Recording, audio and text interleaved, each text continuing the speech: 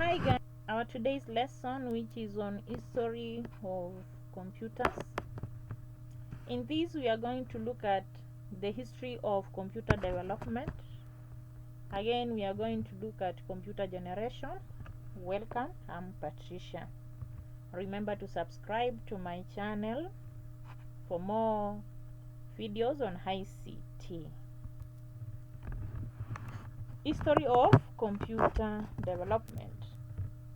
Before 1900, most data processing was done manually using simple tools like stones, sticks to count and keep records. So these stones and the sticks were being counted, then the record is kept of the same stones, of the same sticks.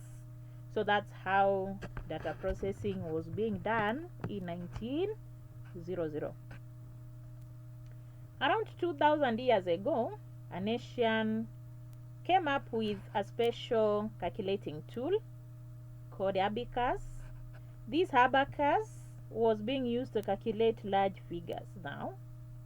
So we have developed from counting of stones, counting of sticks. Now they started using abacus. So it was made up of rectangular frames and crossbars at the middle, which was fitted with wires and strings running across. So that's a diagram for abacus. So this Asian was a mathematician who was called Charles Babbage, who came up with abacus. Then after some time they discovered that the abacus was not also doing a great job. And in 1939, a professor by the name Haken designed the first computer-like machine, and this one was called Mark 1. So since then, because they were not meeting the need of the users, there have been a series of advancements in electronics, and with each breakthrough, the computer based on the older form of electronics have been replaced by a new generation of computers based on the new form of electronics, new technology, and so on. So in these are the one that has now brought into the book the computer generations. So we have 5 computer generations named first, second, third, fourth, fifth generation computers. So in this we are going to start with the first generation computers. These computers were developed between 1946 to 1956, and they used a technology of vacuum tubes or thermonic valves, as you can see on the diagrams. These ones, they were used to store and process information. The tubes consumed a lot of power, and this meant the computers to generate a lot of heat during the processing, and this was because of overheating. So when they consume a lot of power, they overheat when they are processing. Now, because of this excess heat, which was making them to overheat, the computers were constantly breaking down. So this one meant them to be not to live for long. So hence they were short-lived and they were not reliable. So you could not rely on them for a long time. They also used magnetic drums for memories. If you wanted to enter data into these computers, we are using cards. Again, the internal memory was limited. It was only 2 KB or kilobytes. And these computers, for your information, they were very big in size, and they were large and could occupy several office blocks or several rooms or a very big room. So we have examples of these computers. We have UNIVAC, which stands for Universal Automatic Computer. You can see it there, a very big machine which is occupying all that space. We have UNIAC, which stands for Electronic Numerical Integrator and Calculator. You can see it is occupying a very big space. So this one was developed in 1946 and it was used in Second World War. And this one contained several vacuum tubes, around 18,000 vacuum tubes. Then another example is IBM 650. You are able to see it there. EDFAC, which stands for Electronics Discrete Variable Automatic Computer. And you can see it's a very big machine occupying a very large space. This one was designed or developed by John Vaughan in 1945. And it was the first computer to use instructions from its memory or from the stored memory. So we go to second generation computers. Because of the technology that was being used on first generation, because of their big size, because of generating a lot of heat, then they were not satisfied with that kind of computer, and they developed the second generation computers. These one were a bit smaller. They used tiny solid state electronics called transistors. So these transistors replaced the vacuum tubes that were not reliable in first generation computers. And you are able to see them on the screen, on the image that you have there. The computers consumed less power, these second generation, and because of consuming less power, they were producing less heat.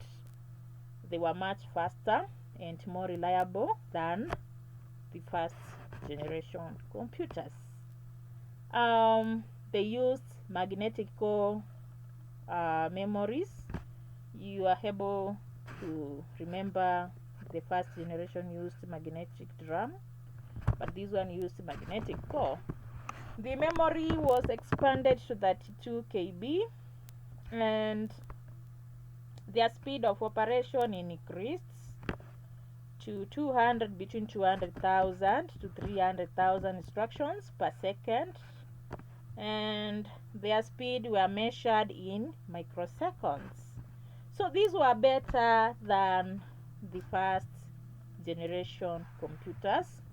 We have examples of their images there. We have Annual 200. It's a bit smaller than the first generation. We have Atlas Leo 3. We also have UNIVAC 1107, NCR 51. So you are able to see a bit smaller. It's a bit smaller than the other computers that we have seen in first generation. So we go to third generation computers. These one were developed between 1964 to 1979. The technology that was being used in this generation was ICs, which stands for integrated circuits, and which were meant by combining thousands of transistors and diodes together on a semiconductor plate that was being called silicon. It's called a silicon chip. Now, the speed of these computers increased to 5 million instructions per second as compared to the second generation. You are able to see the difference now. The storage capacity of the computers was also expanded, and we were now able to get computers that have a memory of 2 MB.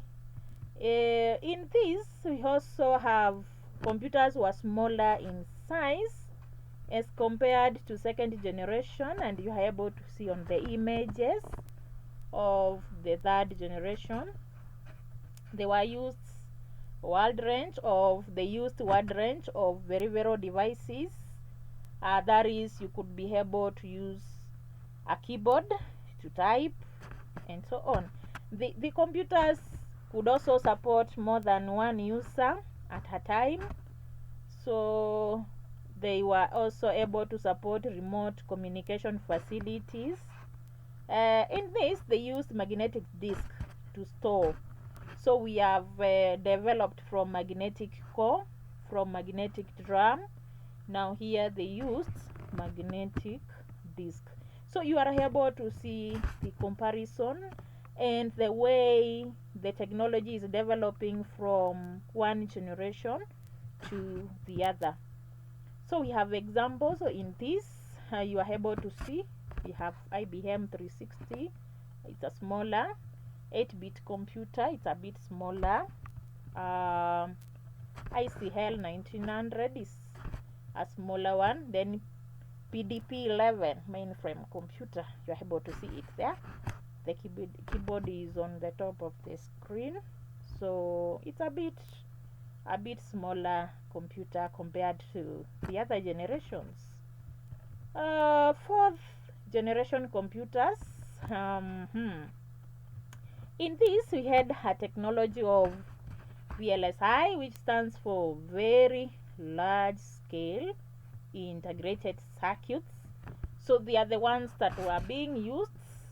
In the other one, we were able to see the technology that was being used there. If you can go back, you will be able to see it was integrated circuit. But in fourth generation, we use very large and also large scale integrated circuits. So these circuits were meant by compressing more tiny circuits and transistors into even smaller space of silicon chip. So a very small chip, it's compressed of several tiny transistors together so that they can form a very large scale integrated circuit. Now, these computers was very small and very fast. Their processing speed increased to 50 million instructions per second. The storage capacity was also expanded to several hundred megabytes. So you are able to see the development in terms of memory, in terms of technology, where we are talking about the integrated circuits, in terms of the speed of processing, in terms of the space, the size of the computer itself. So when you are explaining the comparisons of these generations, you have to base your arguments on technology that is being used in each generation, the size of the computer, the speed of the processing, and the memory, the storage capacity being used. So those are the guidelines you can use when you are differentiating between these generations. So we can check on examples of these fourth generation computers. You can see it's a very small and also beautiful computer, IBM 308, Hamdal 580, Honeywell DPS. Then we also have Barrows 7700. So these are just examples of fourth generation computers. Then we come to the last, which is on fifth generation computers. This was being developed between 1990 up to today. These are very powerful computers and they have high processing speed As you can see, their speed are measured in nanoseconds and picoseconds, and the technology is based on the artificial intelligence. As you can see on that image, they could perform multi-processing, whereby a task can be splitted among a number of processors. Then it was designed using a very large scale integrated circuits and the microchip technology has been risen from smaller computers sorry, to known as microcomputers as used today. Then the technology I've already said it has been based on intelligence by which is known as artificial intelligence. So these ones are still being developed, and examples, we have robotics. We have robots that are being used in most of manufacturing companies. Most of companies that are dealing with packaging, they normally use robotics to package and label their products. So thank you so much for being my students today. These marks are the end of our lesson. So thank you, and remember to subscribe. Karibu.